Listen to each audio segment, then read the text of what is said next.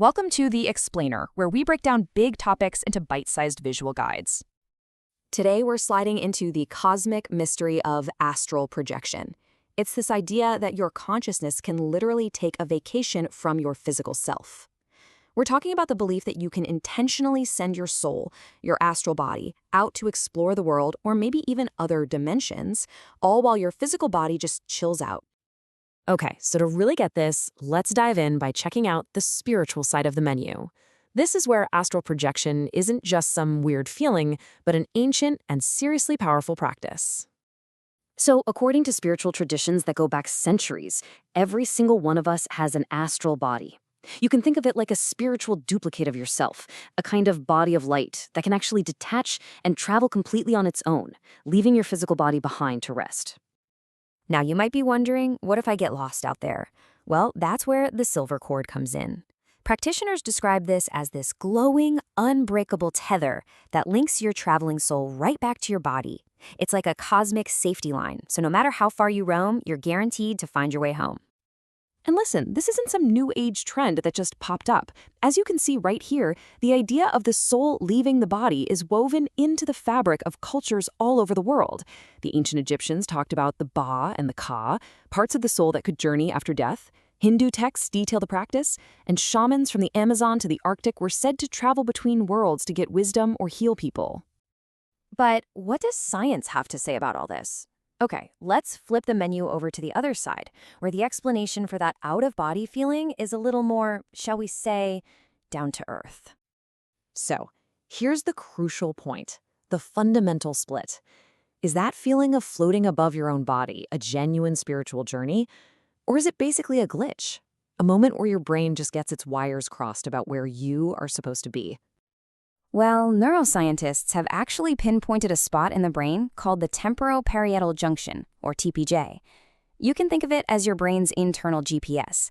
It takes everything you see, feel, and hear and puts it all together to give you a solid sense of where your body is. And get this, researchers found that if they electrically stimulate that exact spot, they can reliably make people feel like they're floating outside their own bodies. And this really shows that that sensation isn't just for spiritual practices. Turns out, lots of physical and psychological conditions can give you that same floating feeling. Studies have found that people with inner ear balance problems, for instance, who get dizzy a lot, report having out-of-body experiences way more often. Same goes for people under high stress, or those who get migraines or have epilepsy. But hold on, the story doesn't end there. Just when you think it's a simple case of spirit versus science, we get to the really, really weird part of our explanator: declassified government files. Just take a look at this timeline. For more than 20 years, the US government and military seriously investigated whether consciousness itself could be used as a spy tool. Yep, projects with awesome code names like Project Stargate used so-called remote viewers, psychic spies, to try and see inside secret Soviet bases from thousands of miles away.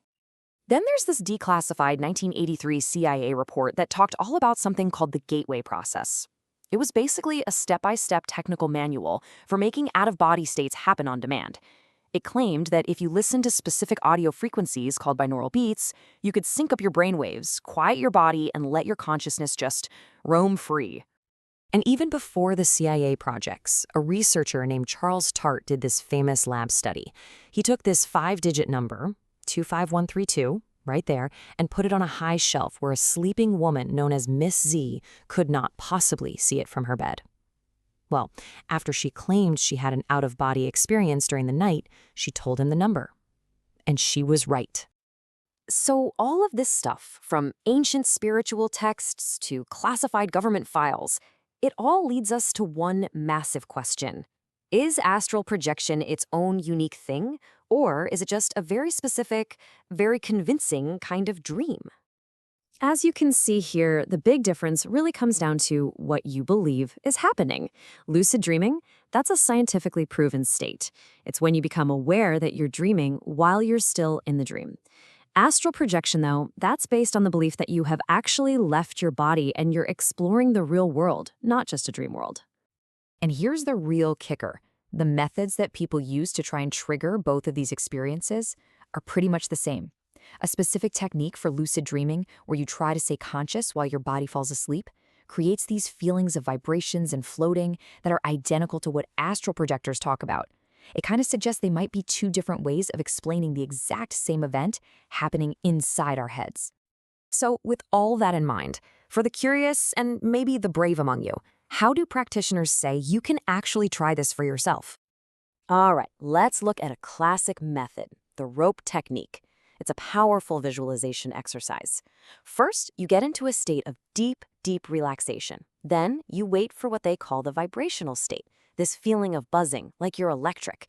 Once you feel that, you imagine a rope hanging above you. And using your non-physical arms, you just pull yourself up, hand over hand, right out of your body. And hey, like any good road trip, they say you need the right fuel. This little chart breaks down the cosmic menu. The belief here is that heavy foods take a lot of energy to digest, and that energy can ground you or keep you stuck in your body. So a lighter diet with lots of fruits and veggies, maybe some herbal teas like mugwort, is thought to raise your vibration and make the whole experience easier to access. So ultimately, is your consciousness just a ghost in the machine, or is it the machine itself? Exploring these out-of-body states really pushes the limits of how we define ourselves. It reminds us that sometimes the greatest adventures might happen when we just close our eyes. Which brings us to that final question. Is your consciousness just a passenger, or can you actually learn to take the wheel?